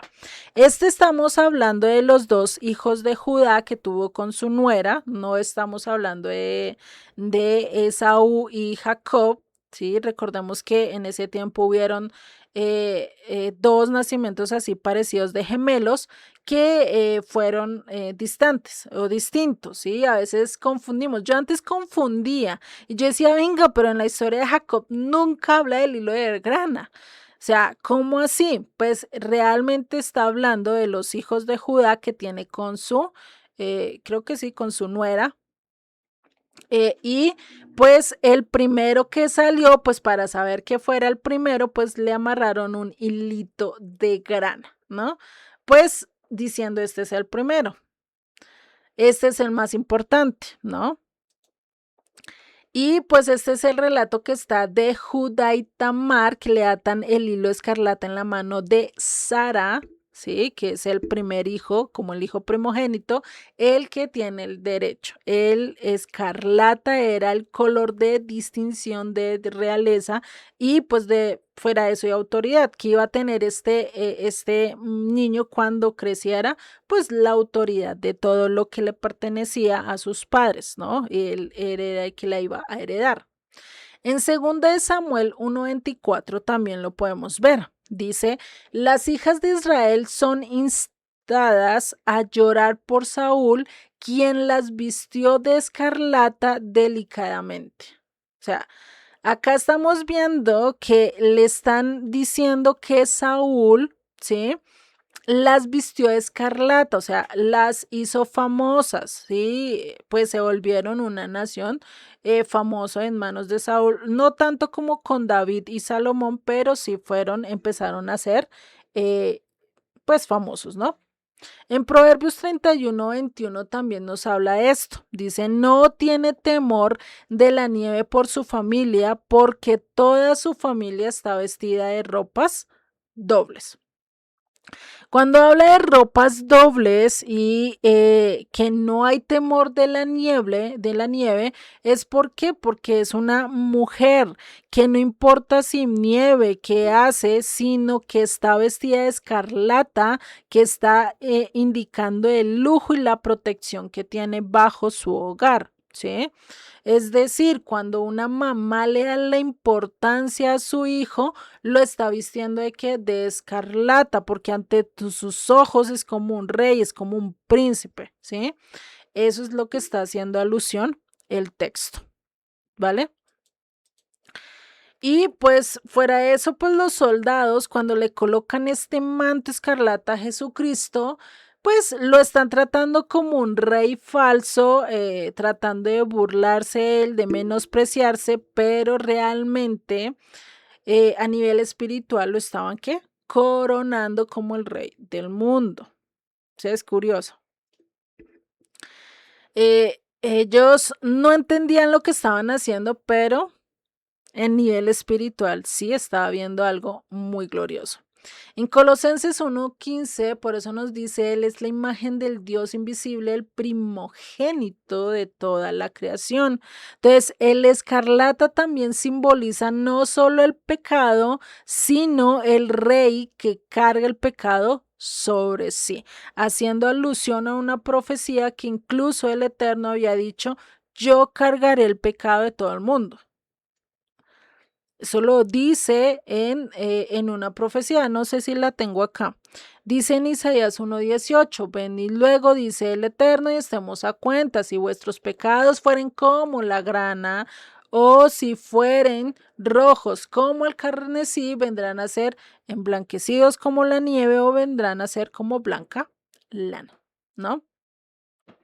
Entonces, cuando habla de la desnudez, recordemos que ahí en este verso habla que ellos lo desnudaron, lo despojaron de todo, ¿sí? Y esto era algo que pasaba con los condenados cuando eran crucificados, los despojaban de todo. Esa era la humillación más máxima. O sea, imagínate, tú por todo el camino, que todo el mundo te viera en la peor humillación de todas, que es ser totalmente desnudo, ¿no? Pues eso no es nada fácil. Entonces imagínate, a Yeshua lo azotaron con correas de cuero, con pequeños grafios de metal, pedazos de plomo, huesos y metales filosos. Si lo podemos ver, es este látigo de acá. Se los voy a acercar para que ustedes lo puedan ver un poquito mejor. Entonces, con este látigo, si vemos, se tiene varias pinzas o pullas acá, y fuera de eso, estos cosos, pues lo que hacían era tirar mucho más de la piel. Entonces, al momento de mandarle los latigazos, pues no solo lo maltrataban, sino que también le rasgaban la piel junto con el latigazo. Entonces, no era algo tan fácil, por eso la dirección del maltrato era así. No sabemos si estaba totalmente desnudo o si por lo menos le cubrieron sus partes íntimas, ¿no? Eso es algo que no lo dice las escrituras, pero pues se dice que lo desvistieron, ¿no? De todo. Entonces imagínate todo eso hasta el punto que llega. Es decir, primero le hicieron todo ese azote, después le ponen la túnica, ¿sí? Y después de eso, dice el verso 29, y pusieron sobre su cabeza una corona tejida de espinas y una caña en su mano derecha. Cuando hablamos de estas espinas en su cabeza, uno a veces piensa esas espinas chiquitas que no son grandes, o como a veces la muestran en las imágenes, ¿no? Pero esta corona de espinas era de unas espinas que más o menos medían de 2 a 3 centímetros, que perforarían el cuero cabelludo. O sea, imagínate que te estén acá y te entierren agujas o pullas acá directamente. O sea, eh, por más que lo trate de explicar, creo que ninguno de nosotros lo vamos a entender a cabalidad. Podemos tener una idea, pero definitivamente este maltrato, o sea, en el mundo no hemos visto uno igual, ¿no? Y por esto acá es donde se centra el símbolo de mayor humillación. ¿Por qué? Porque lo están coronando así. Por eso es el siervo sufriente, porque es que realmente sufrió demasiado. Sí, imagínate ese dolor, que le hayan puesto esa corona acá, ¿no? Y pues enterrada, porque pues fue enterrada dentro de de su cuero cabelludo, pues no era nada fácil, ¿no? Entonces, imagínate todo esto que estaba pasando. Y esto pues es parte de lo que evoca la maldición a lo que se había enfrentado Adán y Eva, ¿sí? Y como Jesucristo llevando también esa maldición, donde dice en Génesis 3:18, espinos y cardos te producirá y comerás plantas del campo. Esos espinos que iba a llevar o que estaba llevando ahí en su cabeza era esa maldición, que donde habla que ya no vamos a comer espinos y cardos, sino que cuando entremos con Él a la vida eterna, todo va a ser provisión, todo va a ser bendición, no nos va a faltar absolutamente nada. Entonces imagínate cómo Jesús, desde este momento, Él ya empieza a redimir la tierra y empieza esa redención de todo lo que perdió Adán, del poder, del señorío sobre toda la tierra. Desde aquí empieza a redimirlo, a restaurarlo, ¿sí? Que podríamos decir, venga, pero no ha cambiado nada. Es que eso no va a pasar en nuestro tiempo, eso tiene su tiempo destinado, y es posible cuando ya Jesucristo venga a reinar en los 1000 años, parte de todo esto que estamos hablando acá se cumpla, pero se va a cumplir mucho más a plenitud cuando entremos aquí a la vida eterna. ¿Mm? Cuando hablamos de la caña que le pusieron en su mano, está reemplazando el cetro, ese cetro de justicia, o ese cetro que habla en Esther 4, cuando a Esther le dicen, venga, vaya y hable con el rey, porque no puede ser que nuestro pueblo vaya a ser ejecutado. ¿Qué es lo que responde ella con temor? No, yo no puedo ser capaz de hacer eso porque si voy me presento y el rey no me quiere recibir, es capaz y pone su cetro y yo soy muerto, ¿no? Y pues no solo eso, sino también está hablando de cuando a ella se le mostró eh, misericordia, ¿no? Porque el centro también como podía mandar a la muerte, también podía mostrar misericordia, lo cual ya nos habla, no sé si es en el 5.2 o en el 8.4, ¿sí? No sé si quieres los leamos. ¿Quién me busca? Esther 4.11, Pedrito, Esther 4.11, Solecito, Esther 5.2 y Aurora, Esther 8.4, para que los podamos ver y entender mucho mejor de lo que les estoy hablando. Me avisan cuando los tengan, porfa. Esther 4.11. 4:11. Ajá.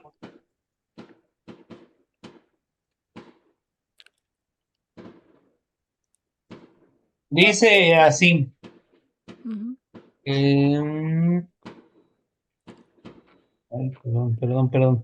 Todos los siervos del rey y el pueblo de las provincias del rey saben que cualquier hombre o mujer que entra en el patio interior para ver al rey sin ser llamado, una sola ley hay respecto a él.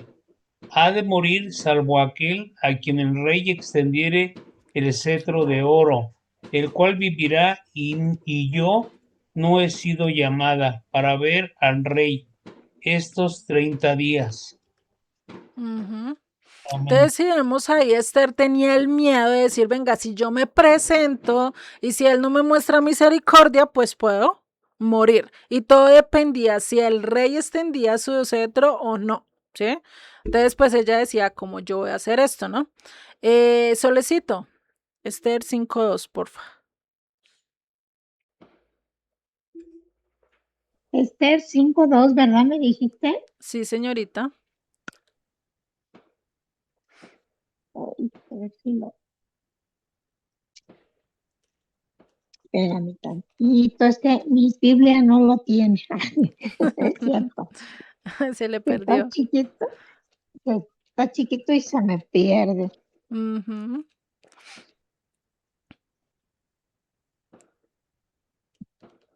Ay, qué pena. No, tranquila, tranquila. Esther Ajá. Esther 8. 5.2. Dice, y cuando vio a la reina Esther estaba en el patio, ella obtuvo gracia ante sus ojos y el rey extendió a Esther el cetro de oro que tenía en la mano. Entonces vino Esther y tocó la punta del cetro. Ujú. Entonces ahí vemos que ella obtuvo que misericordia, porque el cetro fue extendido, ¿no? Y por último, el último verso, Aurorita, Esther 8.4, porfa. Sí, buenas noches. Buenas noches. Esther 8:4. Entonces el rey extendió a Esther el cetro de oro y Esther se levantó y se puso en pie delante del rey. Ujú. Entonces vemos que no fue solo en una ocasión que ella entró, o sea, sin que el rey la llamara, sin tener opinión del rey. Y recordemos que ese era un acto llevado a muerte, ¿no? Pero acá vemos que el rey le mostró misericordia. ¿Por qué? Porque halló gracia delante de los ojos del rey y eso es gracias a quien, al Eterno, ¿no? Pero acá cuando hablamos de Jesucristo, esta caña que le estaban dando era una representación de este cetro en modo de burla, ¿sí? Y pues eso era parte de lo que vemos en Isaías 42:3, que nos dice: no quebrará la caña cascada, ni apagará el pábilo que humeare, por medio de la verdad traerá justicia. Y habla de una caña, ¿sí?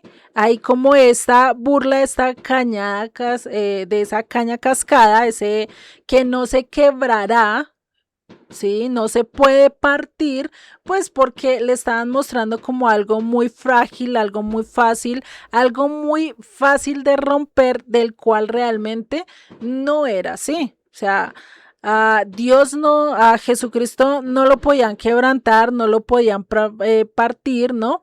Y pues por eso es acá donde se cumple que esto, el que la caña cascada se rompiese del todo, no se va a quebrar y no se va a quebrantar. ¿Por qué? Porque Jesucristo no se quebrantó, ¿sí?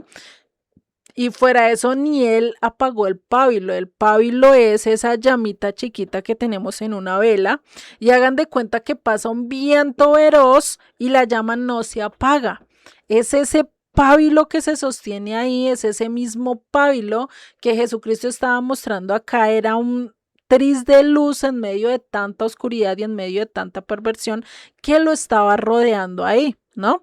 Y por eso es que él, al hacer todo esto, pues está llevando ¿qué?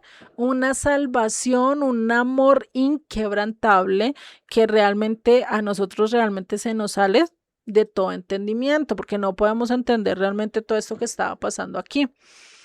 Y fuera de eso también nos lleva a lo que era la profecía que hizo Balaam acerca de Israel, que dice en Números 24:17.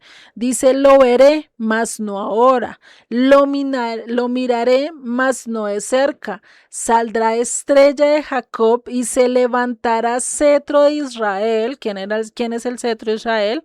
Jesucristo. Y dice: y herirá las sienes de Moab y destruirá a todos los hijos de Set. Pues acá todo esto, pues ya hablamos, todo esto de herirá y destruirá, pues ya tendríamos que estudiarlo mucho más, pero sabemos que cuando dice y se levantará el cetro de Israel, ¿quién es el cetro de Israel? ¿Quién es el ungido de Israel? Pues Jesucristo, ¿no? Yeshua, ¿sí? Entonces, por eso Yeshua viene siendo el cetro prometido, el verdadero gobernante de Israel, a pesar de que acá se estaban burlando, a pesar de que estaban tomando todo de burla, lo estaban coronando, ¿sí? De manera de burla le dieron la corona, le dieron el cetro, lo vistieron de púrpura, algo que nunca ha pasado y no se ha vuelto a repetir esto. O sea, ¿en cuál de ustedes han escuchado de un castigo a alguien que se ha hecho pasar por algo? ¿Sí? Incluso por uno de los líderes romanos. ¿En cuál de ustedes han escuchado de ellos que cojan y le hagan esto por haber tomado un atributo, un lugar que no le correspondía? ¿No? Creo que ninguno. Creo que cuando usurpan el lugar de alguien, lo llevan preso o de una vez lo meten a la cárcel o de una vez lo matan, pero ya de ahí no pasa, ¿cierto? Pero es curioso que a Jesucristo le hicieran todo esto, ¿no? En modo de burla, pero pues a nivel espiritual se estaba cumpliendo las palabras de Dios, se estaba anunciando el Rey de Reyes. Y sigue en el verso 29. ¿Qué pasó después de que le pusieron la corona, de que le dieron el centro? ¿Qué hice? Y hincando la rodilla delante de él, le escarnecían diciendo: salve, Rey de los judíos. Y acá para nosotros puede parecer la burla más grotesca, más fea, pero si nosotros lo miramos con los ojos de Dios, estaba diciendo: estos no saben lo que están haciendo. Estos no entienden lo que están haciendo y lo están poniendo como rey de los judíos, como no rey solo de los judíos, sino de todo el mundo. Lo están coronando. Gentiles impíos militares de otra nación coronando a otro rey. En medio puede ser de burla, puede ser de todo esto, pero para Dios estos detalles no son porque sí, sino porque realmente tienen un peso espiritual, ¿sí? A él, por eso le podemos llamar Rey de Reyes y Señor de Señores, porque literalmente lo pusieron como rey. Y pues el saludo que le estaban haciendo era Hail King, lo que le estaban diciendo Ave César o Salve César. Pues ellos en medio de burla diciéndole Salve Rey Judío, ¿no? Y por eso pues se cumple lo que también Isaías 45:23 dice: por mí mismo hice juramento, de mi boca salió palabra en justicia y no será revocada, que a mí se doblará toda rodilla y jurará toda lengua. Acá, ¿qué estaba pasando con estos hombres? Que realmente si nosotros miramos en los militares del Imperio Romano, no todos eran directamente solo de Roma, eran de muchas, posiblemente de varias ciudades, ¿sí? Y posiblemente también hablaban varias lenguas, ¿no? Sus creencias también eran diferentes. Lo podemos ver con este general, ¿no? Que mandó llamar a Pedro, el cual recibió palabra de Dios y el cual dice que era fiel y que era recto delante de los ojos del pueblo, ¿no? Y que incluso sus ofrendas habían llegado delante de los ojos de Dios. Entonces, si vemos, o sea, acá está haciendo alusión de que ellos estaban representando a todo ese mundo que en un momento se iba a doblegar delante del Eterno, ¿no? Y pues está afirmando esa soberanía universal delante de Dios y lo estaban haciendo a manera, puede ser de burla, puede ser involuntaria, pero para Dios no hay nada que no haya planeado. Para Dios esto no era algo que él no haya visto, sino que realmente lo vio cumplido.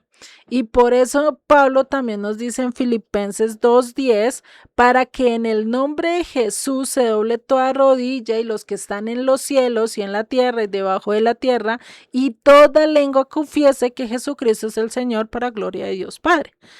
¿Qué iba a pasar después de esto? Acá, ¿quiénes se doblaron las rodillas? Pues los hombres, los de la tierra, ¿cierto? Después de que él murió y resucitó, pues ¿quiénes se terminaron doblegando ante él? Los demonios, todo lo que está debajo de la tierra. Y después, cuando él resucitó y tomó su poder, su autoridad, pues ya es cuando se doblegan todos los ángeles ante su servicio, ¿no? Uy, yo no sé. ¿Listo? Y este verso 30 ya lo vamos a ver la próxima clase. Creo que hasta acá vamos entendiendo todo este estudio. Sé que no es fácil de entenderlo así verás, pero si nosotros lo miramos, no fue algo simple. Creo que ninguno de nosotros hubiéramos podido, por lo menos hasta lo que llevamos hasta acá, no creo que ninguno de nosotros hubiéramos podido vivirlo y pasarlo, porque nomás con que nos puyemos un dedo, saltamos, incluso ya decimos o aumentamos hasta la madre, ¿no? O nos pegamos el dedito gordito y yo, uy, y nos acordamos hasta de lo más feo, ¿cierto? Imagínense todo lo que pasa o todo lo que vivió Jesucristo, realmente por eso creo que él no era hombre y se los he dicho, él no fue 100% hombre. Si hubiera sido 100% hombre, no hubiera podido cargar nuestros pecados, no hubiera podido sobrepasar todo esto. Definitivamente, o sea, no, no hay poder humano que lo pueda hacer, solo realmente teniendo la realeza del Eterno, siendo el Eterno, lo podría hacer, ¿no? Que no podemos entender a la perfección la realeza o lo que realmente era Jesucristo, porque muchos dicen, incluso hace poco estaba escuchando y no lo terminé ni siquiera escuchar, un debate de que si Jesucristo es creado o no creado, ¿no? Y pues yo nunca me había hecho esa pregunta, pero yo dije, si él hubiera sido creado, ¿ustedes creen que hubiera podido hacer todo lo que hizo, incluso llevar nuestros pecados, incluso el cumplir tantas profecías a la perfección? Pues sabemos que no fue creado, sabemos que él tomó un cuerpo de hombre, él mismo se despojó, como lo dice Pablo, él se despojó de todo, tomando forma de hombre, haciéndose siervo y entregándose hasta la muerte y muerte de cruz para salvarnos a cada uno de nosotros. Entonces, él no fue creado, él ha sido y ha existido desde siempre, desde la eternidad, desde principio a fin, ¿no? Por eso en Apocalipsis dice que Él es primero, es el fin, es el alfa, el omega, el aleph y el taf, ¿no? Entonces, no podemos decir que fue creado, por eso es que se nos sale de nuestra imaginación porque no podemos entenderlo, ¿cierto? Si Él hubiera sido creado, hubiera sido absuelto de la presencia de Dios y no tendría las dotes, las características, sí, y todo lo que corresponde a Dios. Si hubiera sido creado, podría tener ciertas características, pero no todas. Igual que nosotros somos creados, pero somos fuera de Dios. Es decir, no es que seamos el mismo Dios, como muchas otras teorías dicen, ¿no? Entonces, por eso el entender por lo menos la realeza de Dios es tan grande y tan difícil de entender incluso con Jesucristo y mucho más con Jesucristo, sí, porque muchos dicen Dios no puede tomar forma de hombre y muchas cosas así, pero si nosotros creemos en lo primero que dice que Dios creó los cielos y la tierra, ¿cierto? Pues para Dios no es imposible coger, bajar y tomar forma de hombre si Él quiso, o si Él quiso exponer o bajar parte de su gloria y ponerse como hombre, pues creo que para Él no es difícil hacerlo. Entonces, pues para Él no hay nada imposible, dice las escrituras, ¿no? Entonces, eso lo dejamos ahí por eso. No sé si tengan alguna duda, pregunta o inquietud. Es que acá están que tiran pólvora hasta que suena y suena y uno como que no sé ni por qué están tirando pólvora, pero bueno. Muy impactante el relato, dan ganas hasta de llorar, nada más de imaginarse todo eso que hicimos, que Dios nos perdonó, el Señor nos perdonó. De verdad es increíble cómo no, cómo no entendemos, cómo no cambiamos. Ujú, O sea, me incluyo en ese sentido porque es un sufrimiento inexplicable, es algo vergonzoso lo que le hicimos y esa humillación que se le hizo, no, vamos, no cabe en mi cabeza, ¿no? Pero ojalá Dios nos perdone y nos dé la oportunidad de estar algún día frente al Señor y pedirle perdón, pedirle que nos perdone y que haga su voluntad en nosotros. Es muy duro, es muy fuerte este estudio y deja una huella, a mí me deja una huella muy fuerte en mi ser. ujú, Muchas gracias a Dios por esto y gracias, Julián. ujú. No, y hay que recordar, Pedrito, tú dices que ojalá nos perdone, Él ya nos perdonó, Él ya nos dio su misericordia, Él ya, si estás acá es porque Él ya te perdonó, Él ya está allí, Él hizo, si estamos estudiando todo esto es para ver y entender y aterrizar realmente qué Él fue lo que hizo por nosotros, porque a veces decimos, no, es que Él murió por nosotros y por nuestros pecados y ya, ¿sí?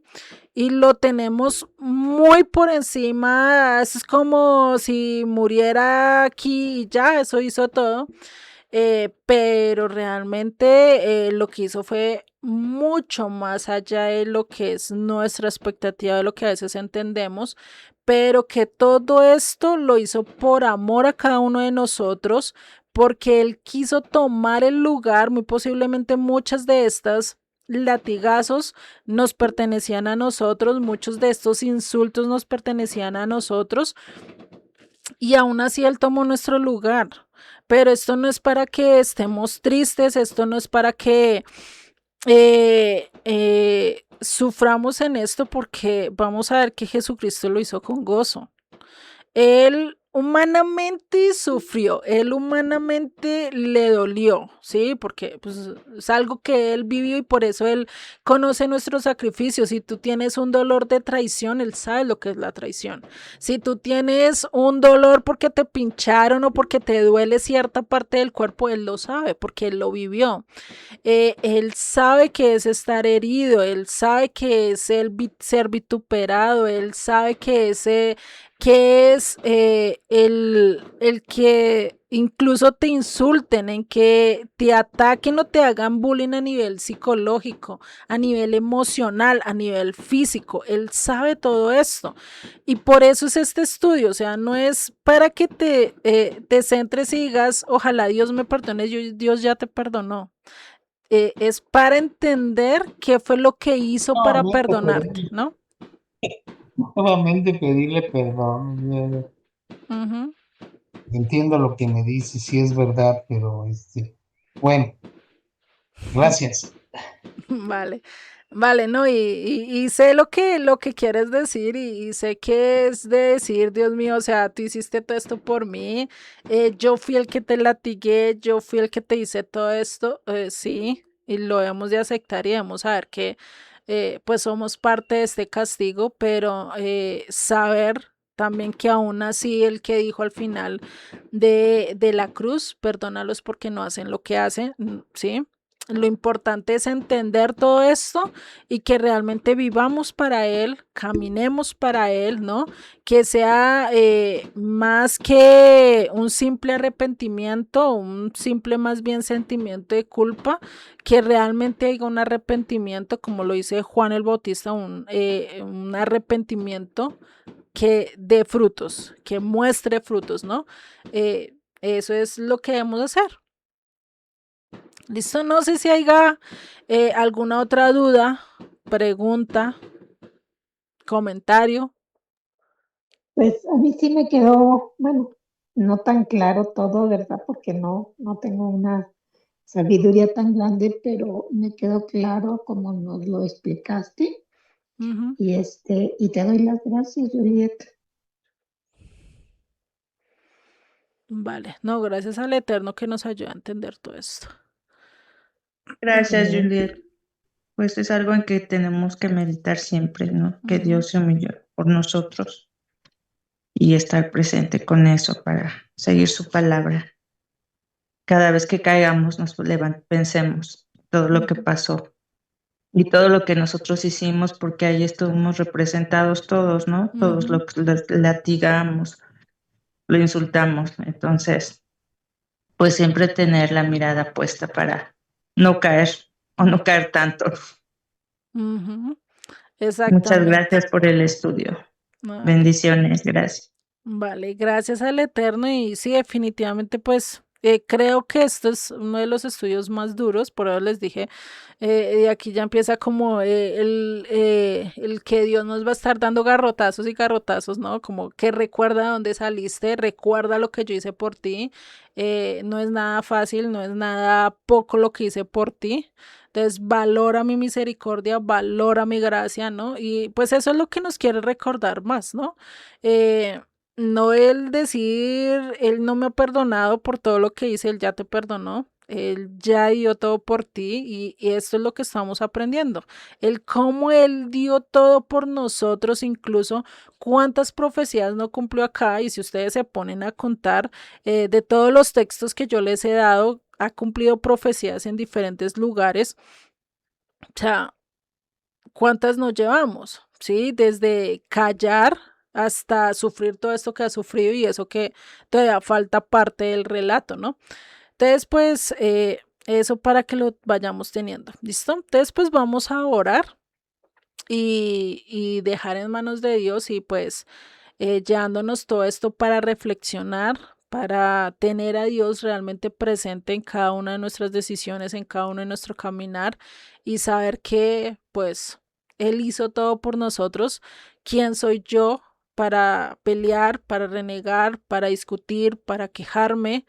Eh, si yo no soy digno, no soy capaz de sufrir todo eso, ¿no? Entonces, eso es lo que debemos de hacer, ¿vale? Oremos. Señor, gracias, gracias Padre, porque realmente tú nos recuerdas lo insignificantes, lo brutos que somos, lo peor que somos, Padre, al ver realmente ese castigo que tú sufriste por nosotros, ese nos recuerda de dónde salimos, de ese lodo donde antes te rechazábamos, donde antes te vituperábamos, donde antes posiblemente éramos igual a estos hombres, a estos soldados, igual que al pueblo que te rechazaba, Padre. Sabemos que tú ya nos perdonaste, sabemos que por tu sangre hemos sido curados, hemos sido salvados, Padre. Pero ayúdanos a andar en tu verdad, ayúdanos a no olvidar este estudio, a no olvidar lo que tú hiciste por nosotros, a no querer rechazarte nuevamente, sino que podamos vivir bajo tu voluntad recordando todo lo que hiciste por mí, por todos los que estamos acá, por todos los que vayan a ver el video, Padre, que seas tú el que nos recuerdes que realmente no somos nada y que con tu sangre nos compraste, que tu sacrificio y que tú pagaste un precio tan alto solo por rescatarnos, solo por traernos y solo por querer llevarnos a la vida eterna, Padre.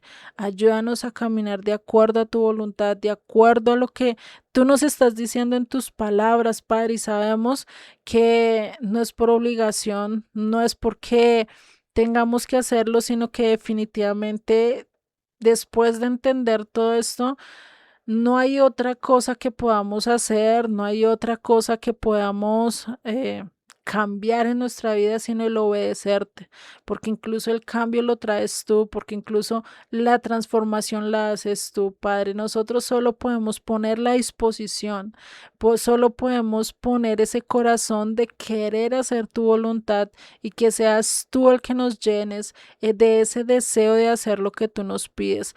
Padre, ayúdanos a caminar cada día más delante de tu presencia, a llegar a tener esa firmeza, esa fidelidad, a ser capaces de permanecer firmes sin importar las circunstancias delante de ti, Padre. Te doy gracias por cada uno de los que estamos acá y cada uno de los que vayan a ver el video, que seas tú el que les hables, que seas tú el que los fortalezcas y sobre todo que puedan entender ese sacrificio tan grande que tú hiciste para ver que la salvación, que la misericordia que tú hiciste y la gracia que nos das definitivamente no es cualquier cosa, es un regalo muy grande del cual ninguno de nosotros lo merecemos, pero es gracias a ese regalo que podemos llegar ante ti, ante tu trono, a alabarte, a adorarte y realmente a tener esta paz del cual muchos no la pueden entender, Padre.